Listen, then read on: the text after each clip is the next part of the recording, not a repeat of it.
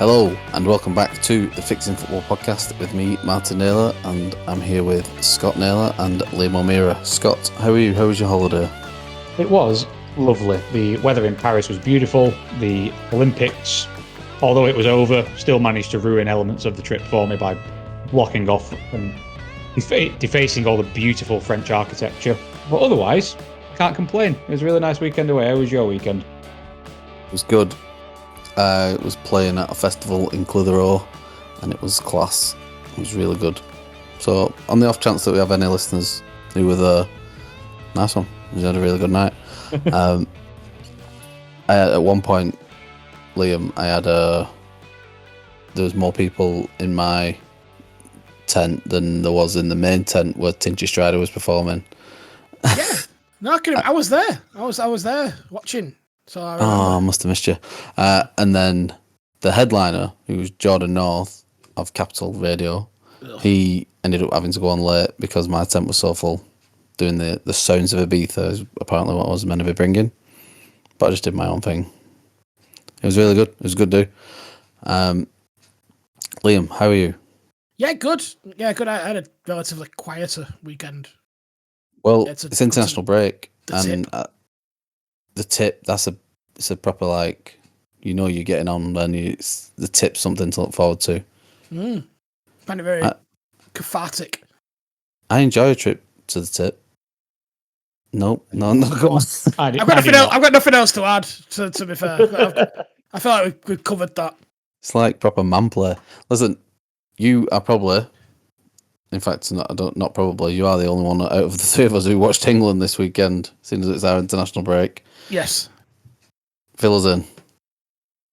Okay, well, yeah, it was a pretty good game for both sides to really start off a theoretically new era under new managers for both teams, really. A lot of the build-up kind of got hijacked the day before by the Telegraph running the story of whether Lee Carsley would sing the anthem or not, and that really brought a lot more attention on the game, even though there was quite a lot anyway, and it was, I think, quite a tricky game for England. They don't have a great record away in Dublin, and Ireland are very up for that game, and you'll see scenes of them really wanting to win that. So it brought a great scrutiny on Carsley right from the off. But in terms of, like, from an England perspective, obviously they're two teams that I'd love to watch, both of them. From an England perspective, they were brilliant, I thought, particularly in the first half. Really, really, really good. Really solid, really fluid football. And a lot of that is being put on Carsley early doors. I'm not convinced. I think it's classic England playing without the shackles of fear. It's a game where there's less pressure because it's not a major tournament. They're against a team that feels like they have to open up a little bit because they're at home, and England were very much looking to pick them off early. And everything was on the front foot, everything was attacking, and pretty much all the forward players were getting on the ball and doing damage. So, did anything stand out? Was anything different other than just a bit more freedom or anything like that? I thought what was quite interesting was Anthony Gordon and the Kane dynamic. Because obviously a lot of the problems that a lot of England fans have had with Harry Kane, apologies, I might cough a couple of times, I'm shaking a cold off, but his positional play. But I really don't think you get the best out of Kane if you just ask him to be a Haaland-esque, on the shoulder, staying up front type striker. I don't think that's the best of Harry Kane. He has to get involved in the game.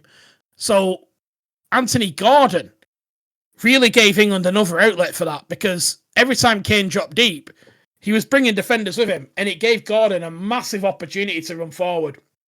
And that happened 3 or 4 times before eventually it led to the first goal with that unbelievable pass by Trent Alexander-Arnold through the middle of the park. Like a world-class pass. It looked I'm convinced he meant it because it's him, but it looked like an absolute scuffed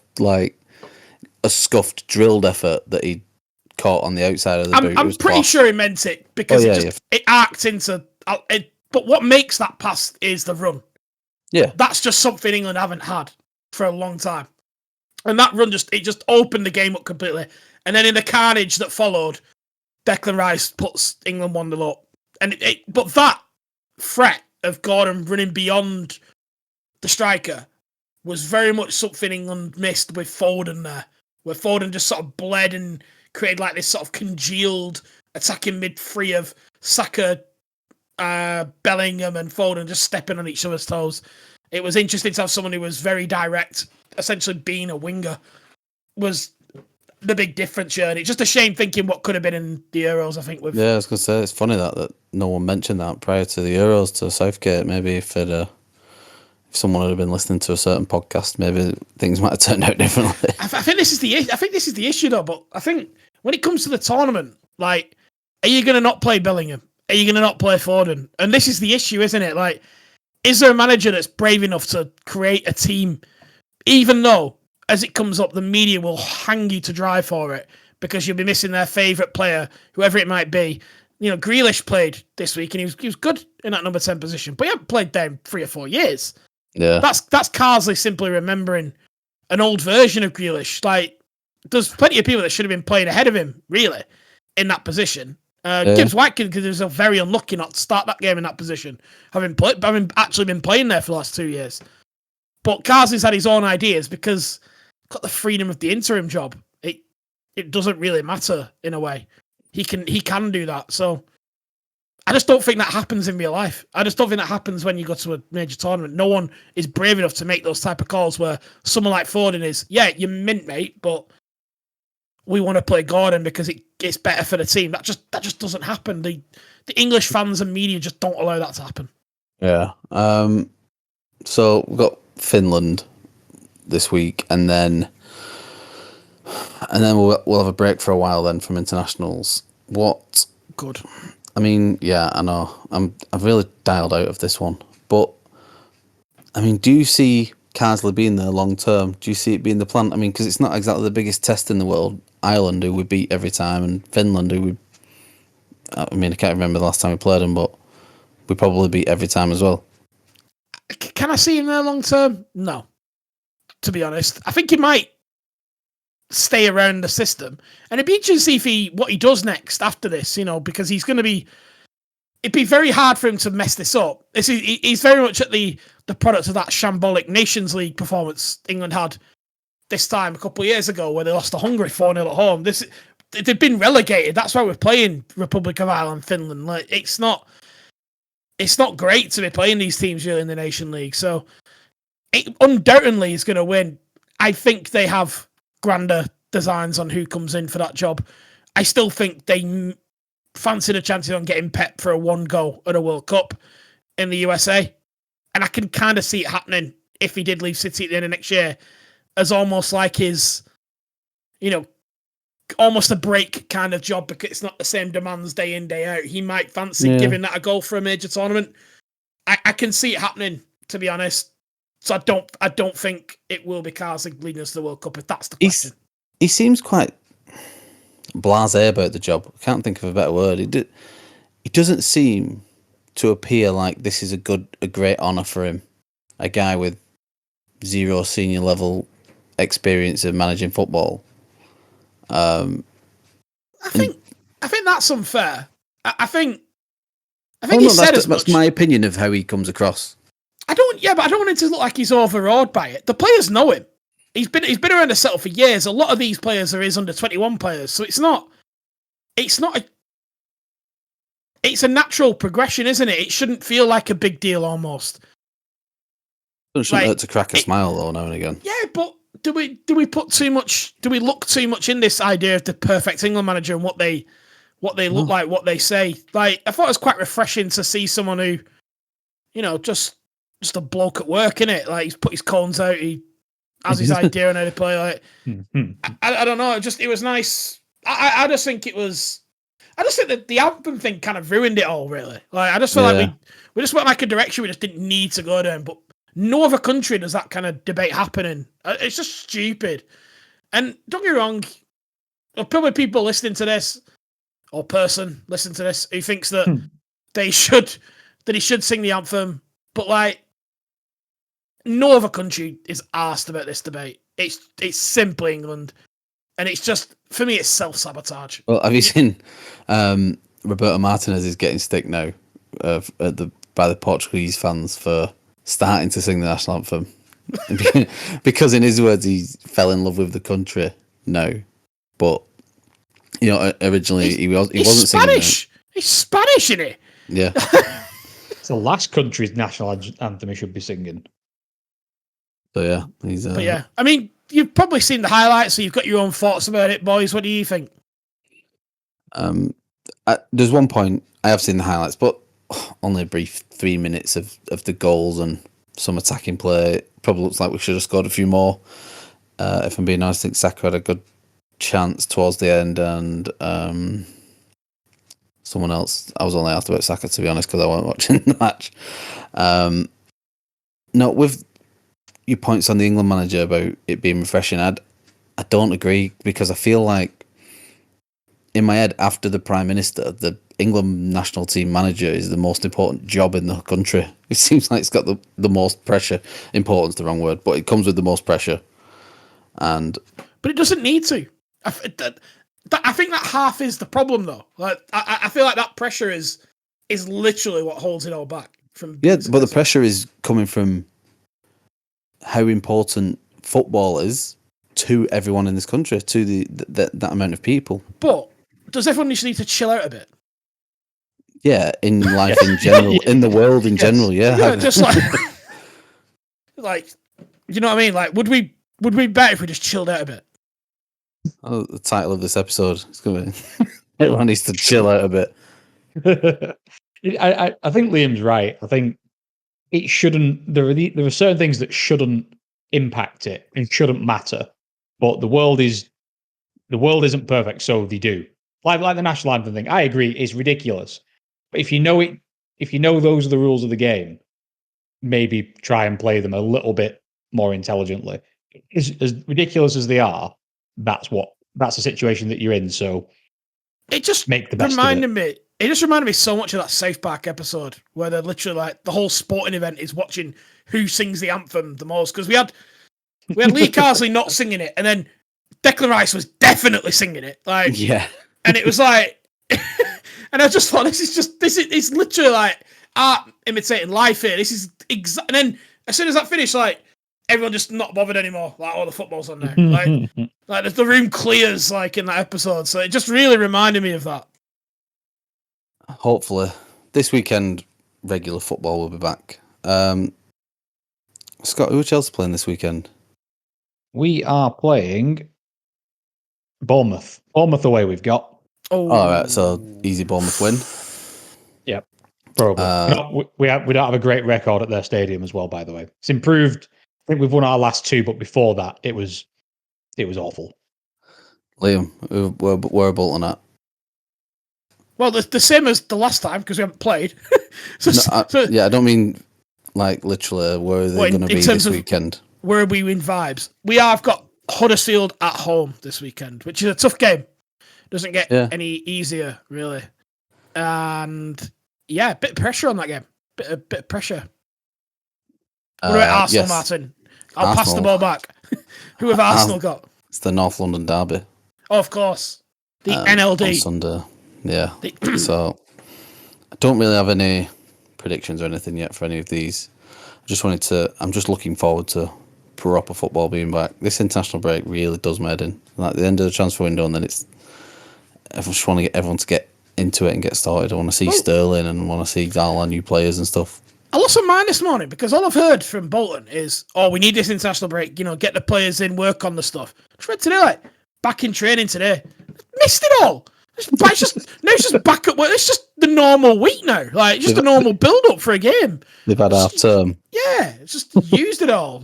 Anyway, but we'll see how they get on. But North London derby. North London. Is it at Spurs as well, is it? It's at Spurs, yeah. Ooh. Our next two games are Spurs and then City. Oh, season defining already. Yeah. Do you think it's annoying? Just on this, and before we start talking about important stuff, like, I've noticed that City don't seem to have important games in their run-up, but everyone else does. Like, when it was Liverpool chasing him, they'd have to deal with United, whereas City United isn't really the same. And you've got to deal with, like, the North London derby. Yeah. That's a big... City just... Because no one cares about City. They every game's the same. It could be Everton, it could be United. It don't really matter. Yeah. I just feel like that's an unfair advantage of They batter everyone. Yeah, I guess. Yeah, I mean, the general lack of emotion where Man City are concerned. It just extends to not just how little everyone cares if they win or lose, but like I said, it takes a lot of the bite out of a lot of the games that you have to deal with. So I think that's a good point, to be fair. Yeah. We need to fix it by making them more hated. Yes. If there was something coming up soon that might put them in the public eye a little bit, we'll have to say that happens.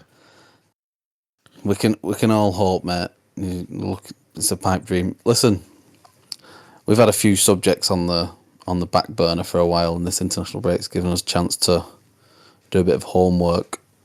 But I think, and Luke brought it up in our predictions episode, but PSR reared its head at the end of June, basically the end of the financial season for the Premier League, when all contracts come up to play, and there was a big hee-haw about a lot of transfers going between certain clubs, a lot of suspect transfers. You may call them inflated or whatever. So I wanted to savvy, yeah. Well, we'll get into it. I think it's only right though that we start, because there's so much confusion around this topic of PSR, and then alongside of it FFP. But we don't really need to go into that too much, because they are two slightly different things. But Liam, can you start? Can you fill us in on what is PSR? Bloody hell, right. The profit and sustainability rules of the Premier League, as voted by and created by the Premier League, which self-governs, which is really, really important in this. Because when we start talking about other clubs that feel like they've been unjustly treated and that everyone's against it, it can understand that they don't have to wait for anything to change this. So, but we'll come back to that. But the reason that they've come so into the focus now is that we're a few years down the line, and a lot of these deals that clubs have done with it in mind in the future, they've run out of credit. Essentially, the way they're structuring deals, they've run out of ways to be creative. And because there's now been a couple of quite high-profile sanctions from independent panels that represent the Premier League, it now becomes clear that getting this wrong, particularly if you're a mid to lower league team, could cost you your position in the Premier League. And so what it created was this scramble at the back end of particularly last season, where a lot of clubs got their calculations wrong. And a lot of the bigger clubs or clubs abroad, potentially knowing this, held off making big transfer offers that maybe these clubs were relying on. And then we descended into a period of farce, didn't we? Where all of a sudden players are being sold for what appear to be inflated fees going through. And I think Scott uses the word savvy there. And I think that's a fair word to use here, because I've been listening a lot recently to the Price of Football podcast with Kieran Maguire and his mate, who I can't remember his name off now, but, equally inputs on that, so fair enough. And it's been quite interesting sort of hearing their perspective, because obviously whilst Kieran has this idea of some kind of like money sort of footballing socialist type, that's really not who he is. Like, he is someone who was a Wall Street banker, essentially. So he very much gets the other side of the coin on this. And a lot of the way I've heard this put by others that have maybe inputted on this and people that have spoken about it is, one person's loophole is another person's rule. That's just the rule. It's not a loophole. It's just the rule. The rule is that if you sell a player, that goes into your accounts immediately, regardless of how the deal is structured. But if you buy a player, you can stagger those payments. So if you were to buy from one club and buy from another, those clubs both benefit from the full amount going onto their books, yet can stagger those payments as outgoings over the X amount of years of the contract. Which is why you see Newcastle signing Nottingham Forest's fourth choice goalkeeper, who, despite 2 injuries to Newcastle goalkeeper, still doesn't even make the bench. And that's where we are. And that's where the 30th of June deadline came in. And they weren't, obviously, I've used couple of examples there, but there are hordes of other clubs that have been under the spotlight doing this. One of them supported by our dear friend Scott here that has come under the limelight for this. I don't like it. I don't think businesses should come together to break the rules. I feel like that's a bigger issue than just football. I feel like that's not free market economy, in my opinion. That's not how it should work. You shouldn't collude with other businesses that theoretically should be competing against. So I feel like it has a wider repercussion than just football rules, in my opinion. But I suppose rules are rules. Well, or are they, depending on who you're asking. Scott, so Liam's obviously said Chelsea have been involved in this. And not that it's some sort of scandal, really. It's just that, like you said, a collection of people who all needed to cover their backs a little bit. So as well as Chelsea, I know you had a couple of dealings with Villa, but who else were involved? So we worked with, Aston Villa. I think the one that sort of highlighted this the most was the Ian Matson, Mari Kellerman, essentially swap deal. They were two separate deals, on paper, but realistically they weren't. Yeah. And the Matson one wasn't, I don't think, I sort of said this to Luke last week. I don't think it was crazy. It was about, I think it was 37.5 million, which for a 22, 23-year-old fullback who's just been to the Champions League final and played a big part in it, it's not outrageous money, I don't think. Yeah, I don't think that deal's crazy. Dortmund wanted him back as well, I believe, didn't they? They really wanted. He was seen as the main signing because it was him and Sancho they signed on loan, both of them. Yeah. And it was Matson that really made a difference, wasn't it? Yeah, he was the one that if they had the option of bringing them both back permanently, they would have got Matson done first, and then if they could afford it, Sancho. But I think the reasons around that, we built in a clause that they could buy him permanently for, which I think was 30. Dortmund kept trying to lowballs and say, we'll give you 25. And that's the reason why that didn't get done. So they were just trying to get a deal done for him. But I think it's the Amari Kellerman figure which makes it really obvious as to what's been going on. I think it was £19 million at the end of everything. And I think he's played, 2 Premier League games, maybe 3. Yeah. And it's when you get into those realms, it just then starts to get a bit ridiculous. You're paying.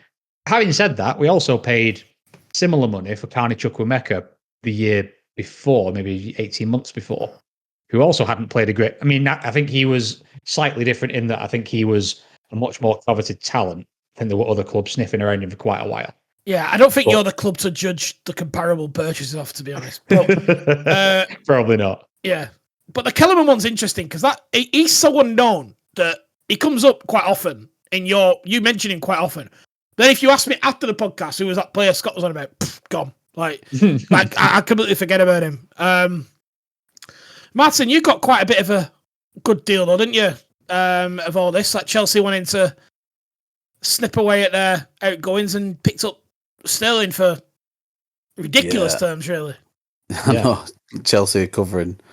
I think Chelsea are paying Raheem Sterling 10 million quid this season to play for us and hopefully win us the league, which, if someone had said that a few years ago, you'd absolutely cried blood. But this is it's a different world and a lot different Chelsea, what we're dealing with now.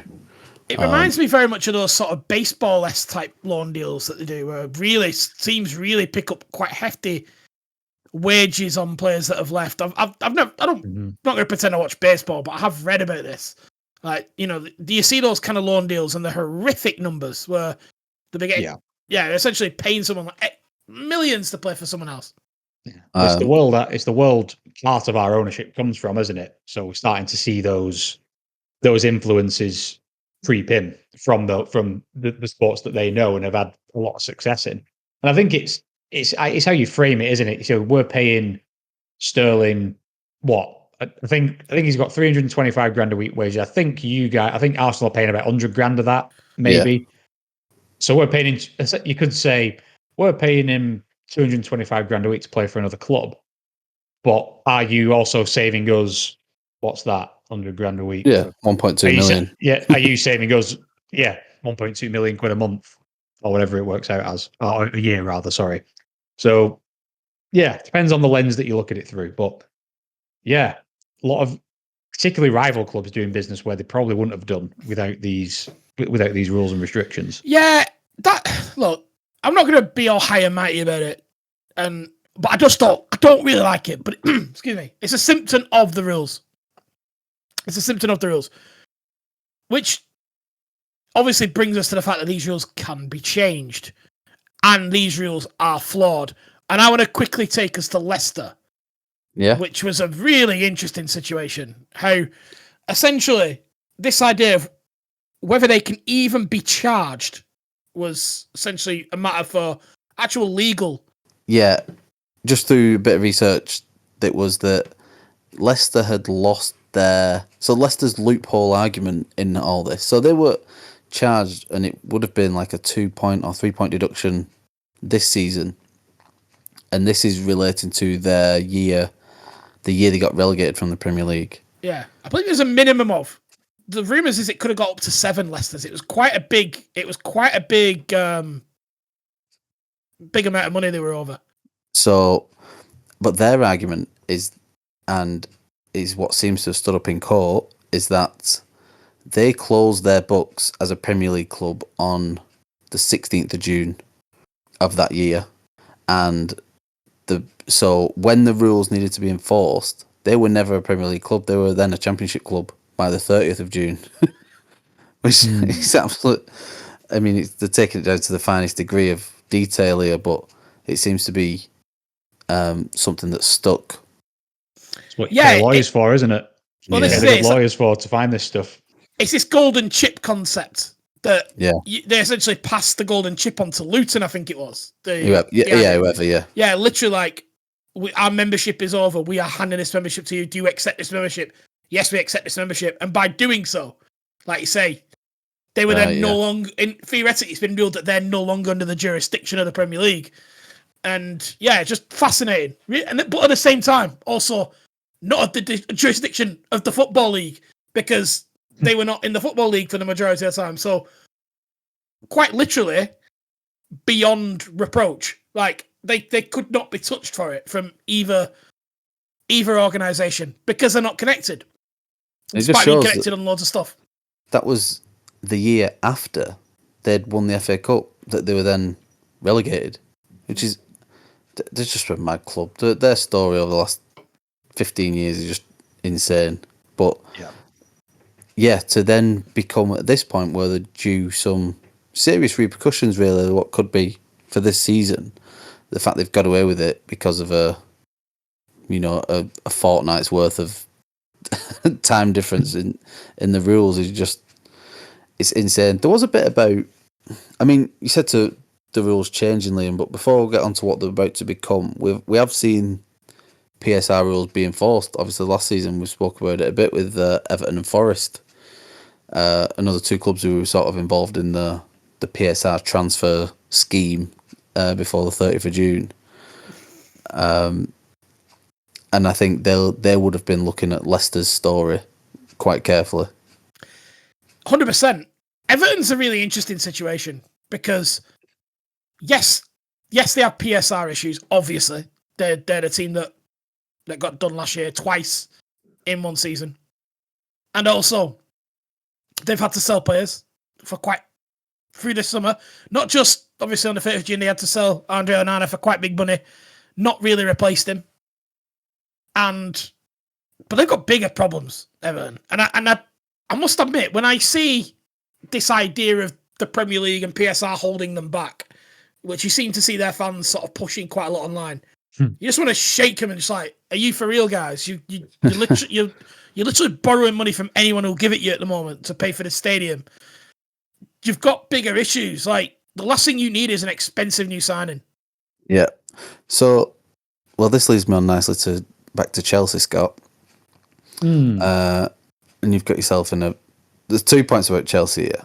So there was one that they had covered themselves in regards to any PSR penalties by selling the stadium and certain other assets to themselves, and not the stadium, the hotel, and couple of car parks and a few other bits and pieces. Yeah, I think a fish and chip shop around the corner from stuff like that.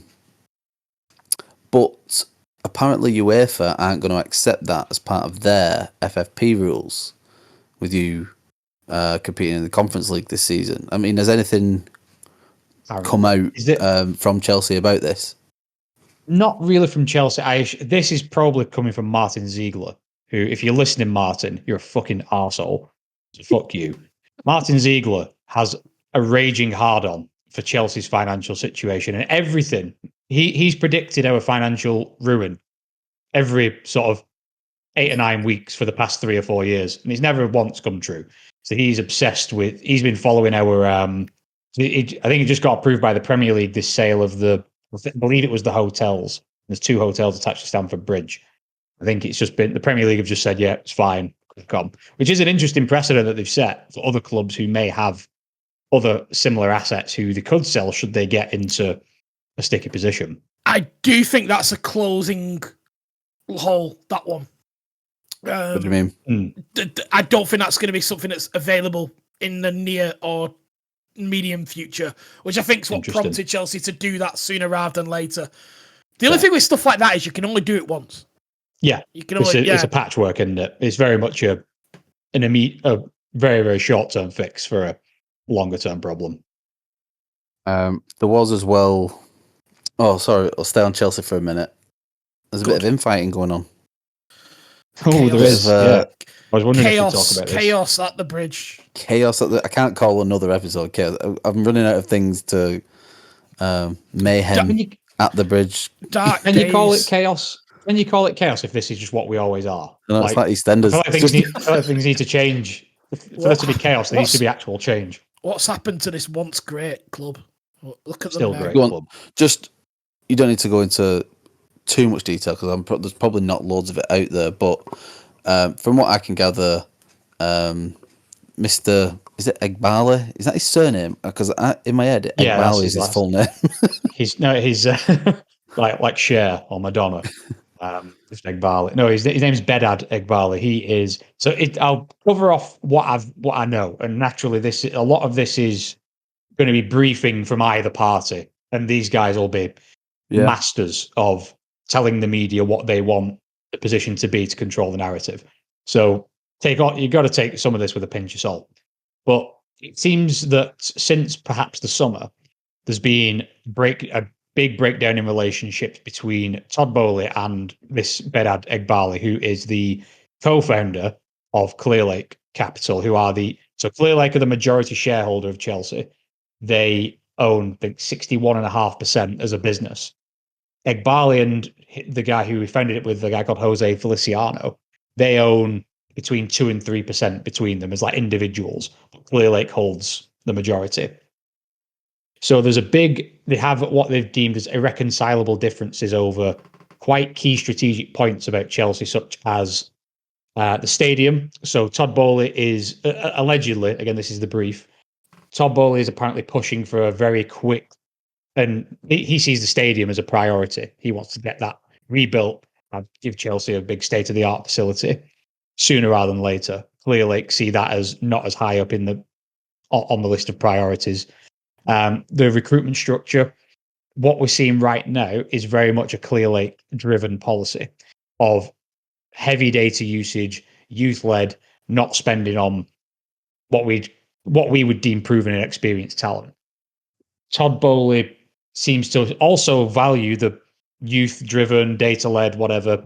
What he would be more happy to make exceptions for the likes of I don't know, Osimhen. You mentioned Osimhen once or twice, didn't you? Yeah, Osimhen. Or I'm just going to put someone like Frankie de Jong, for example. He's the first player that came to mind. I don't know why, but he's like 27 now. Super high-profile player. Would be if you're looking for a new centre midfielder who's at the top. If you're not looking at like a Pedri or someone realistic, he would be more inclined to go for somebody like that on big money than the other guys would. So the current situation is, what we're being told is that Todd Bowley feels as though he doesn't want to go anywhere, and Clearlake Capital don't want to reduce any shares in the club. So it's a bit of a case of Todd Bowley needs to raise up some capital to buy out Clear Lake. Something like 2.1 billion or something like that. Yeah, I think it'll take about 2.5. Clear Lake don't want to sell, allegedly, but if they can essentially make their money back 8 years faster than they said that they would, then chances are that there would be, because Clear Lake isn't just Egbali and Feliciano, it's a lot of other people and a lot of other shareholders. It's massive American private equity, isn't it? Yeah. They've got a return on investment target. That's what this is all about. Yeah, precisely. So there's a couple of different arms to it. So while Egbali and Feliciano, they want everything going into them. They see we run the show, everybody reports into us, we have a lot of hands-on control. Todd Bowley wants to go a different route of, I want to employ basically a CEO of Chelsea, and you run it, and you just give me updates every quarter. He wants to have, rather than the current model, we've got 2 sporting directors. Todd Bowley wants 1. So it's 2 very different. So if you've got these people who are, one, investing a lot of money and time and energy into this, and these aren't people who are used to taking no for an answer. These are people who get what they want, which is why they're billionaires. You're clashing over very key, I guess, cornerstones of how you run the football club. So you've got a situation where Bowley needs to raise some cash to offer to Clear Lake to get the control he wants. Egbali and Feliciano wouldn't want to sell, but they're not the only people involved. They themselves, individuals, have less shares than Bowley has himself. So is it a case that Todd Bowley could be briefing the media that he wants to buy ownership of the club to get Clear Lake to buy his share so he can exit because he can't be asked anymore? Or is it actually legit? Does Todd Bowley genuinely see Chelsea as a 20, 30-year project like he's briefing? And will Clear Lake actually listen? So it's a lot of high-stakes billionaire chess going on at Stamford Bridge, and it all comes down to they disagree on some very key areas of how the football club is run. And I think it's just simply because the consortium thrown together to buy Chelsea had to be done extremely quickly in the context of a deal of this size. You don't typically make a $6 billion purchase on 2 months, 3 months notice. It's typically done with a lot more due diligence, particularly on your business partners. So to sum it up, it's a bit of a fucking mess. And it explains a lot about the chaotic nature of the club since this happened, because you've essentially got issues at the top that seemingly can't be resolved. So yeah, expect to see us in the news just as much, if not more, than we always are. We'll go on, Martin. No, there's no questions. I think that's just the update that we need on where we're at with Chelsea. It's very similar to what's going on at Palace. Somewhat, yes. Palace is a bit weird, isn't it? They've got one guy there wants to buy Everton, or maybe buy all the other shareholders out and get sole control of Palace. John Texter, that's the guy. Yeah, he's with a podcast on his own. He's a right piece of work. See the guy who's kicked up a stink over in Brazil. Oh, big time! Is it Flamingo? Yeah. Off the top of my head, it could be. That's Vasco's 777, isn't it? I think it is. I might be wrong, but yeah, and also he's got some issues in his French club as well. Big time. He's a right piece of work. So, last point on where we've been at with PSR. Back to the main topic. Everyone's favourite talking point, Man United. That got brought into the argument. I don't want to put too much blame on them because it's been proven that everything was all right. But they had, it was revealed that they had a £40 million loan to cover the COVID losses, whereas every other club had only had a 1 million. Every other club in the Premier League only had 1 million. And that was quite shocking when that got found out. But I think it's all been proven. I think it's just because Man United they need to declare more publicly. So it's not saying that anyone else hasn't had that sort of allowance.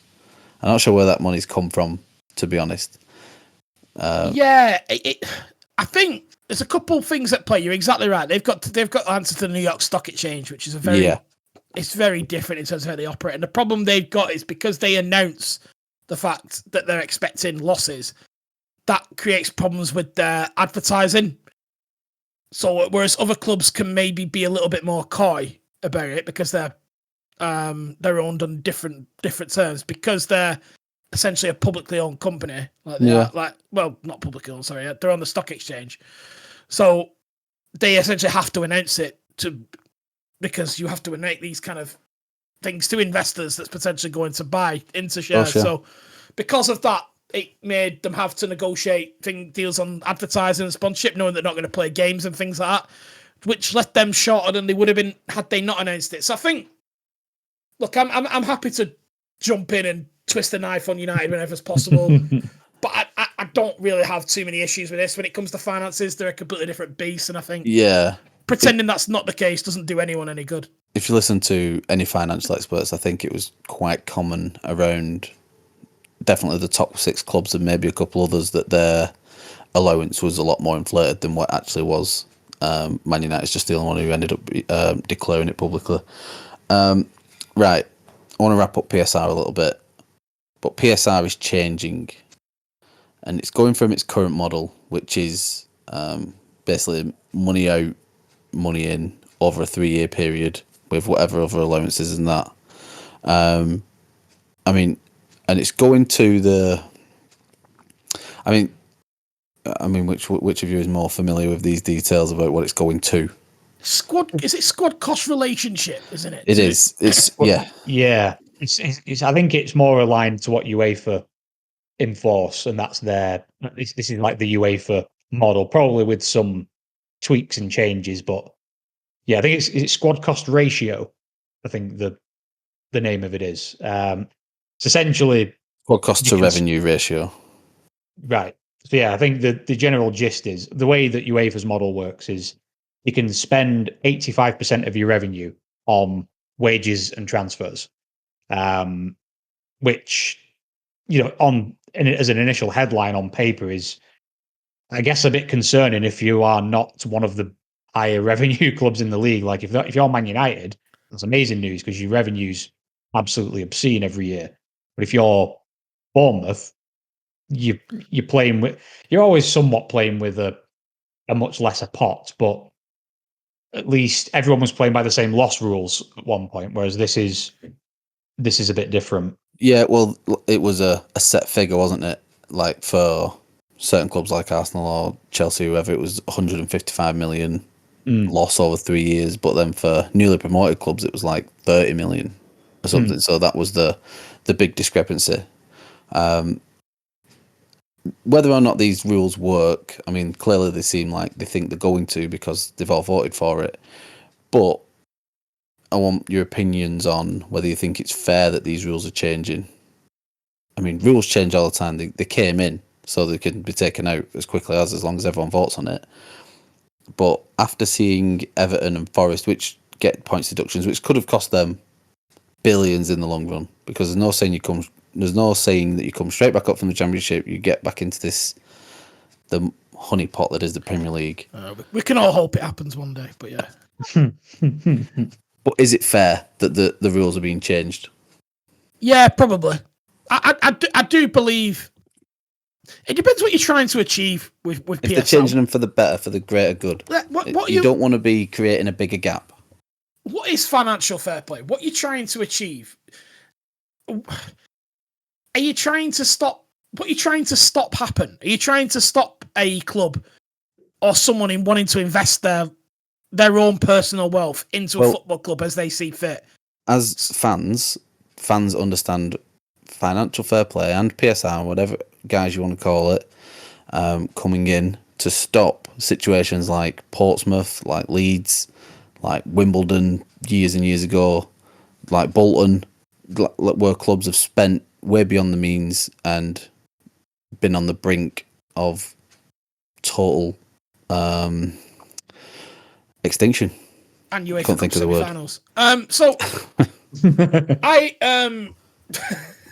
and Champions League semi-finals in the case of Leeds. So they're not stopping that though. Like that's not what the current rules do. And a lot of those clubs that you're talking about there, in the Premier League as it is now, would be fine because the amount of money just being a member of that elite club pumps in. You'd have to be spending silly money to not be able to worry about. But where the money's coming we're from. dealing with silly money. We're dealing with. And when you say fair, that's a very different argument as well. So, what's unfair? Well, no, the unfairness would come from rules that have once punished clubs. Now, now that wouldn't be an issue, but they've already gone through that said punishments. See, you've got, for example, like Bournemouth, who are owned by a very wealthy consortium now. Yeah. Who, we used an example earlier, Scott, that obviously for them, from a turnover perspective, they can't compete. But PSR would really hold them back with regard to it. They potentially, with the Premier League revenue, can really make a fist of growing that over a number of years and trying to qualify for Europe, which would then bring further chances. It does open things up. We can't pretend that the money's not there. It's there now, and everyone's got a piece of it. My main thing that I want to see is a way of this trickling down into the Football League. How can they get the piece of the pie? Because there's no point cap. Like, who are we trying to kid? There's no point capping this. There's just no point. And fuck it. We just need the money to be distributed better. I agree 100%. I think you like you said, you're kidding yourself if you think that this isn't some enormous behemoth that's only going to get bigger because that's just what it's going to do. So yeah, why not just accept it for what it is and think of ways that the rest of the English game as a whole can benefit?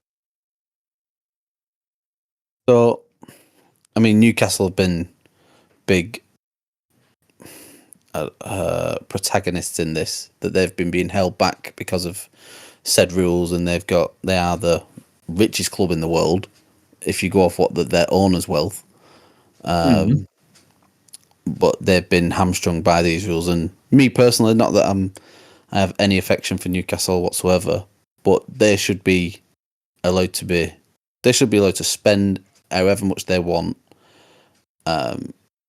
providing it's not putting the club in danger. Well, yeah. I mean, that was the view I had a minute ago, but now we're talking about Newcastle. I do think it's quite funny that they can't. Like, it's hilarious, yeah. Yeah, it is proper funny. But yeah, in theory, you're exactly right, because they don't. You're talking the wealth of God there. An ownership group that is 10 times wealthier than Manchester City's. They don't need to worry about if signing, I don't want to Hall is going to put them in trouble.